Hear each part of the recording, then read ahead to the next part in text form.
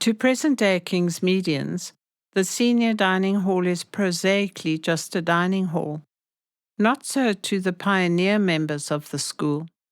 To us it served in the first crowded year as hall, gym, playroom, prep room, amateur theatre, and just incidentally as a room for meals.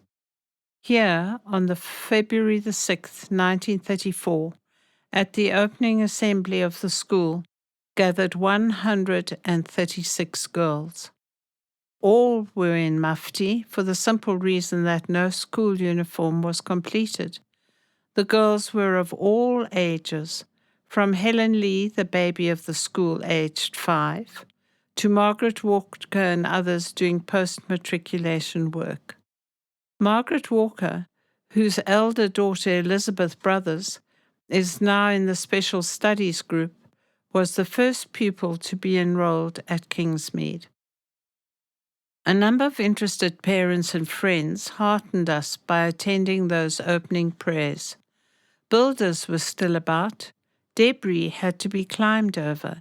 Chairs were conspicuous by their absence, and there were a few for visitors, but the girls had to content themselves with the floor. It would be a long time before the great day came when there were chairs for all and for all occasions. But what fun it was. There were enough girls to make of it an entity straight away.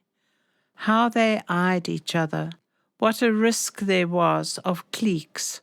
Girls who'd come from the same school ganging up together. There they were, 83 of them in the senior school, 53 in the junior. The boarders had already sized one another up. Only the Brown dormitory was built in February 1934, brown because it had curtains patterned in autumn leaves. Since then it has been renamed Tugela. Overflow senior boarders were housed in Kingsmead, the little house from which the school took its name. This, with its stables and outhouses, was the only building existing when the land was bought in October 1933. What manifold duties that precious little house has fulfilled. There were those busy days between October the 10th, 1933, and February the 6th, 1934, when its large front room we made curtains, the staff and I. There we discussed uniform and many another practical matter with prospective parents. There we made the first school lists. There we struggled with finances. We opened exciting letters bringing further applications for places in the school, or most welcome checks from would-be debenture holders. From its windows we saw the brand new bus driven by Mr. Taylor, and out we rushed for that momentous ride, so delightfully parodied by Miss Bradford in her ballad. To that room came Solomon, asking to be allowed to join our staff. He writes, I heard that they were going to open a new school at Melrose early in January. I went to see Miss D.V. Thompson about the job, and I was taken even though the starting wages were poor. I didn't worry as long as I am coming to Miss Thompson, and I had one person to help me. 12 tables for the senior girls, and 4 for the junior, 3 for the staff. Difficult to my job was, after breakfast about the table moving out for my Madam Miss Thompson, early to pray with the school, after her also the gym mistress, using the dining room until 12 p.m., then the big rush carrying the tables in and laying them for 12:30 lunch for the juniors. But all that doing to me, it was quite easy, because I was really happy with my madam for all that 18 years and 8 months, unquote. Thus Solomon became our first supervisor and the friend and servant of all for close on 20 years. Many of us will remember the moving, impromptu speech he made to the school at the time of his presentation in 1952. The directors gave him a cheque for £50 in recognition of his loyal work. The old girls gave a further cheque, and Lindsay Karnofsky, their chairwoman, spoke of the warm feeling they all had for him and their admiration at his ability to remember each one long after she left school. Miss Niven presented him with an inscribed gold watch from the staff and present girls. He still keeps in touch with us all and feels Kingsmead to be indeed his home. There, in the future clothes depot room, we pushed in beds to help house senior boarders when they overflowed the 20 dormitory beds. Later, when the green dormitory was built, the front room of Kingsmead House became our first library. Such it remained until the Unger Library was completed in 1955. We had been very fortunate in those swift weeks, that preceding opening day, in renting for some months Mr. Hull's house, 7 Pines, on the other side of what was then known as Oxford Road, now Tottenham Avenue. Here we housed our junior school. 7 Pines had a stoep running the length of the house at the back. It was mosquito netted and served admirably as a dormitory for the boarders. Just inside the gate was an impressive line of 7 pines, which gave it its name. Alas, this year they were declared dangerous, and our 25th year sees the garden bereft of those lovely trees. The rooms have benefited by getting more light and air, and doubtless lovely things will grow in their place in due time. Miss Bradford, headmistress of the junior school, had the front room on the northwest side of the house in those early years, and Miss Rennie, the matron, slept at the other end of the stoep. Every corner of the house was utilized. One of the larger rooms in it was partitioned by screens and served as bedroom for the 2 second mistresses of the school, Miss Pargeter for the senior school and Miss Coburn for the junior. Cicely Coburn sends as one of her memory. The screens, empty of coverings because of lack of time to make them, placed between Pargie's bed and mine, when we were sharing a bedroom the first term, and Parge having to climb through hers to get into bed, and the joke we had about circus training for Pargeter. Did ever 2 second mistresses put up with such cramped quarters? There were 8 foundation members of staff in the senior school, besides myself and Miss Pargeter. Many will still remember Miss Tuke in the minute kitchen of Kingsmead House, teaching biology up to matriculation standard. Her only apparatus, a kitchen sink, a pair of balances presented by a parent, her own microscope, and homemade cages, boxes, slides. A wondrous effort. None but an enthusiast could have done it. An old girl writes, quote, I remember Miss Tuke, science, who seemed to live and breathe her subject, and gave the impression that if it were not for the girls, she would live happily in a world of her own making, unquote. Mrs. Williams from Natal came to help us through the first term by taking charge of the senior form's mathematics. She also helped as second mistress for that term, as Miss Pargeter was delayed till the second term. Miss Lillian Murray helped Mrs. Williams with mathematics and also taught general science in the lower forms. Both of these mistresses are in England now, and we so enjoy seeing them occasionally. Miss Pargeter, besides being the right hand of the headmistress in every conceivable way, was also in control of English and Latin. Working now at the Royal Holloway College, London, where she has been almost since she left in 1946, she acts as a magnet in Britain to old Kingsmeadians and old staff members of those first 12 years. She is the centre of every old Kingsmeadian reunion in London. Mrs. Nethersole supported Miss Pargeter in the English department and also took charge of history. Still, she looks back nostalgically to classes conducted in the grounds sitting on the log of a felled tree, with umbrella to shade her from the sun, and often a sudden rush for shelter from a storm. Mrs. Nethersole writes, quote, "Most of my memories concern people.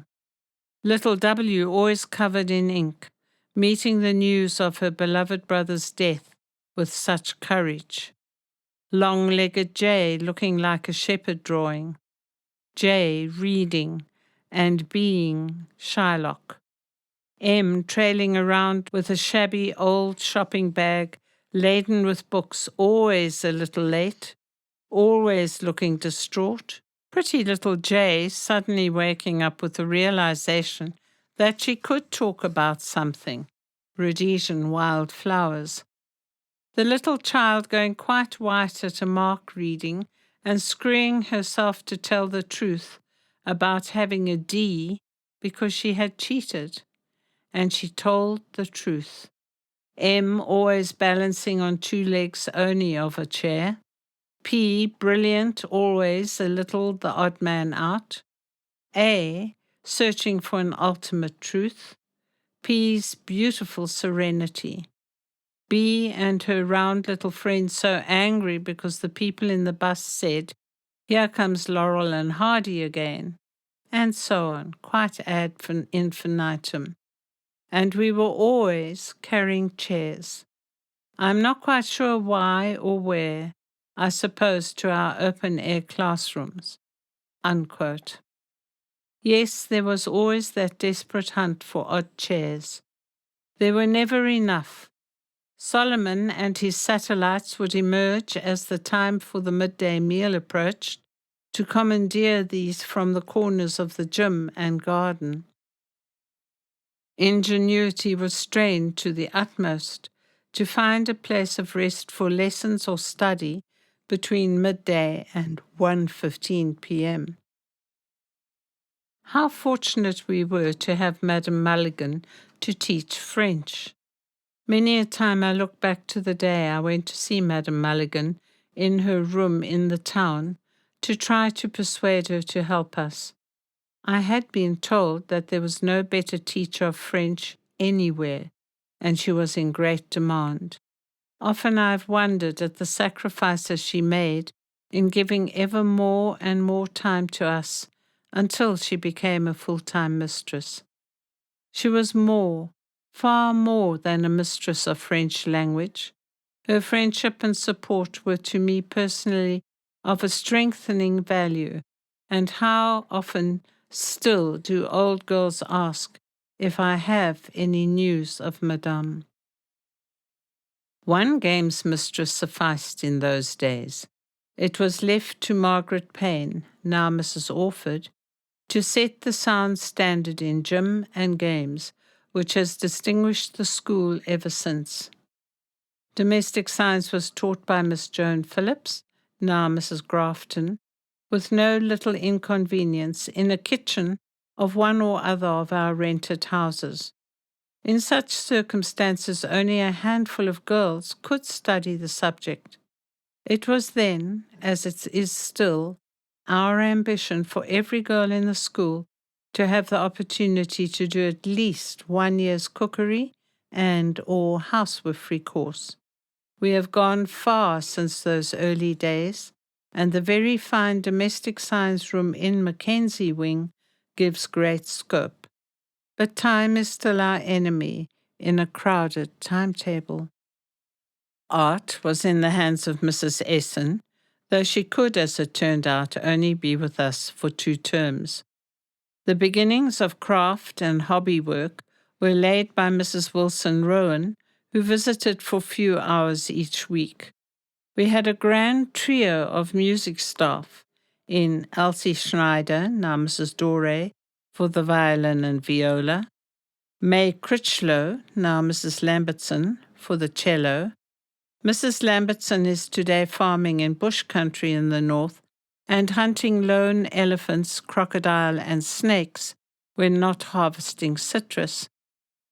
The third was Eileen Bate, now Mrs. Keppel-Jones, for the piano.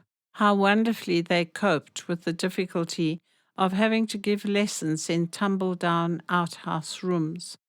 But from the beginning, nothing could damp their enthusiasm, and nothing came amiss, from trio playing to violin classes for juniors, and even very tentative efforts towards a school orchestra.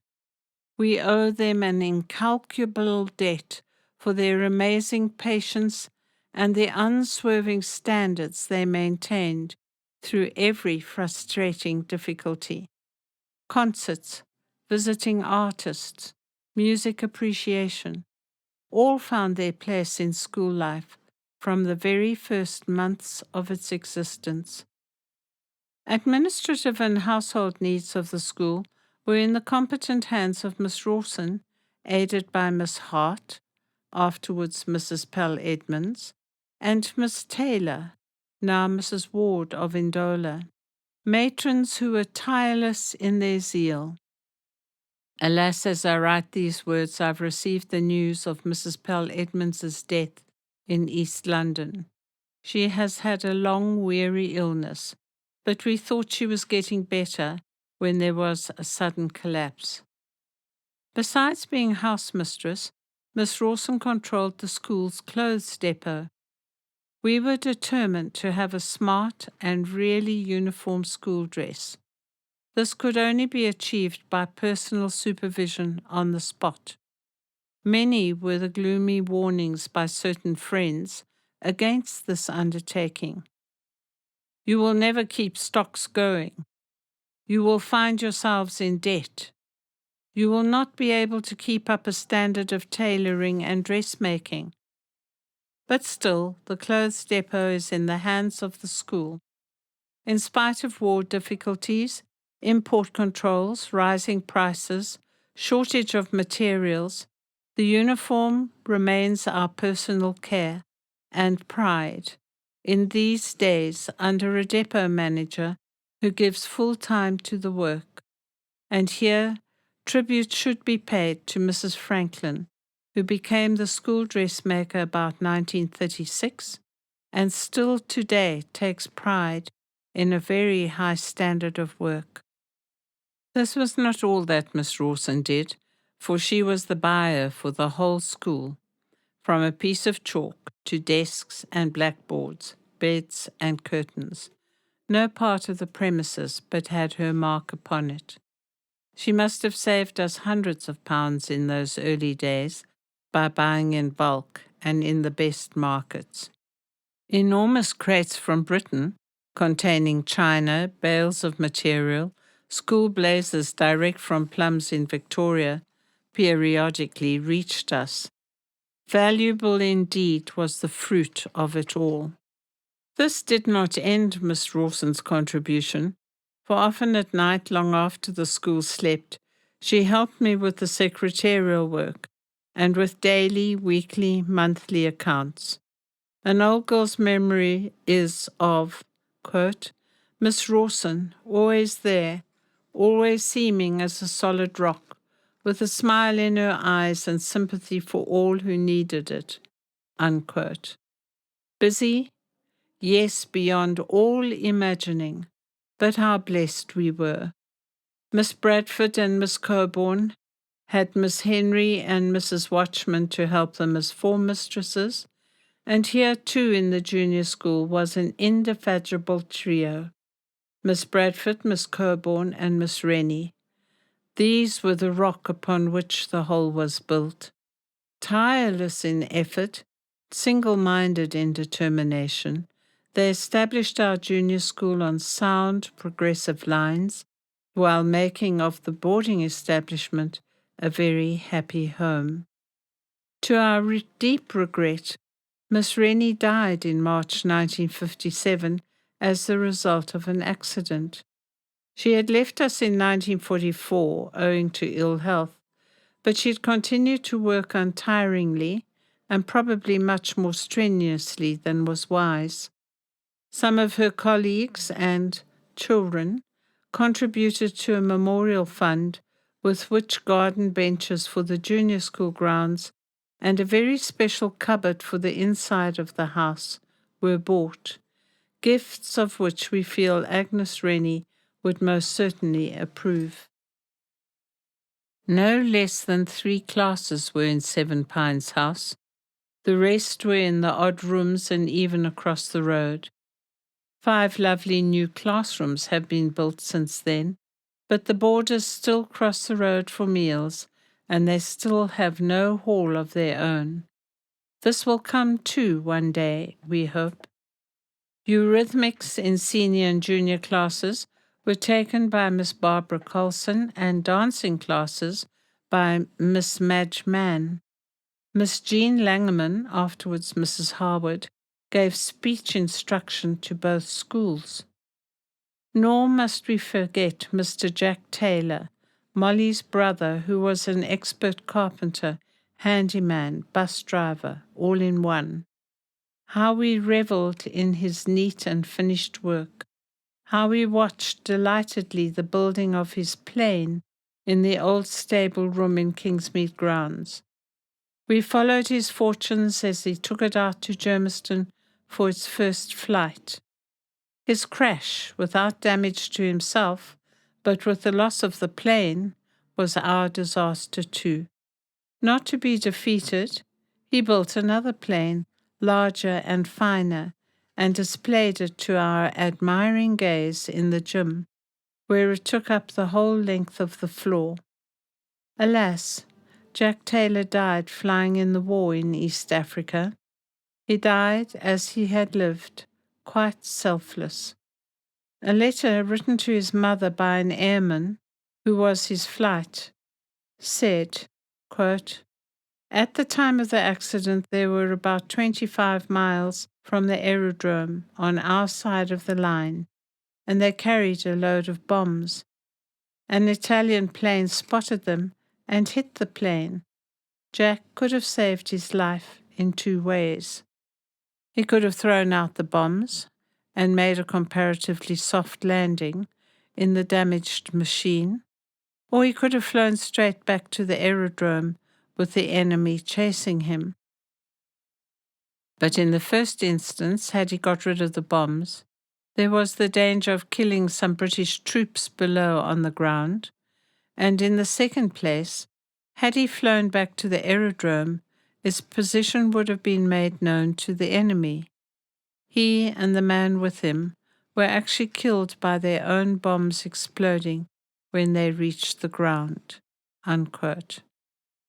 We have many great and moving memories of those who served Kingsmead in the first year of her life, and it would be possible to go on endlessly.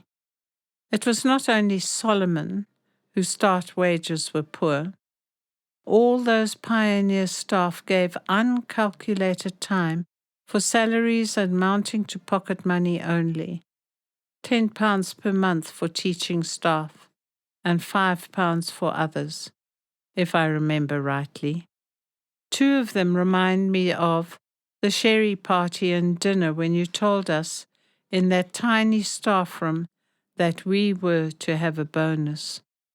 This was at the end of 1934, when such profits as the school had made on the year's work were distributed among those who had risked their whole future and sacrificed financially without hesitation to found the new school. The bonus was trifling, but it expressed immeasurable gratitude. The following reminiscences from Miss Pargeter fittingly close the summary of our first days. Quote, "Kingsmead's Jubilee birthday. It seems hardly possible that very nearly 25 years have passed since those days at the beginning of 1934, when we met for the first time the lusty, cheerful infant that was to grow and thrive into the strong and splendid Kingsmead of today. As I look back on those days, picture after picture flashes before my mind. The first Wednesday service in the tiny rondavel at the back of Kingsmead House. The first school prayers where Miss Thompson urged us to guard that good thing which was committed to our charge. My own first lesson on the veranda of Kingsmead House with a form of senior girls who came from many parts of the Union, who were all eager and curious about the new school to which they had come, but who, as yet, had no knowledge of each other, no uniform, none of that sense of being part of a whole which was to develop so quickly and to be such a source of strength. Many, many more beautiful or exciting scenes come crowding in. Kingsmead's front lawn, for instance, floodlit for the Dresden and Wedgwood china tableau, and some scenes just pleasantly homely or even absurd. A homely picture of Solomon beaming with joy on the day of his baby daughter's christening.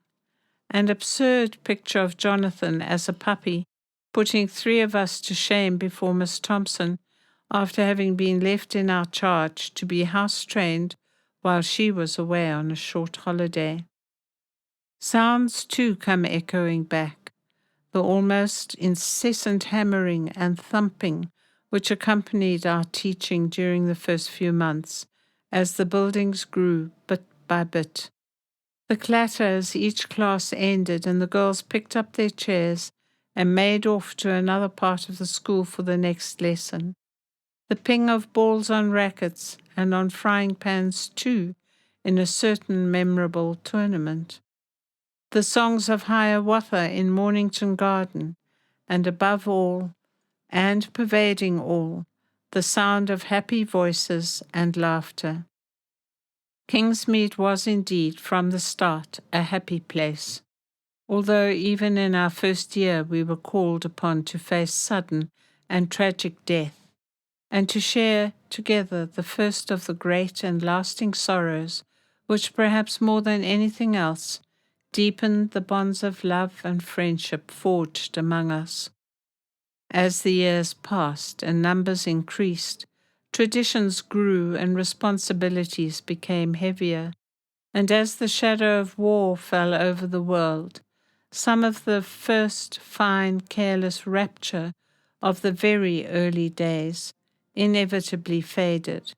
But I, for one, look back to the years I spent at Kingsmead as both joyful and rewarding, and I am confident that in her search for truth and beauty, Kingsmead is still Francarleal, and like Ulysses, will be strong in will to strive, to seek, to find, and not to yield. The end of chapter 3.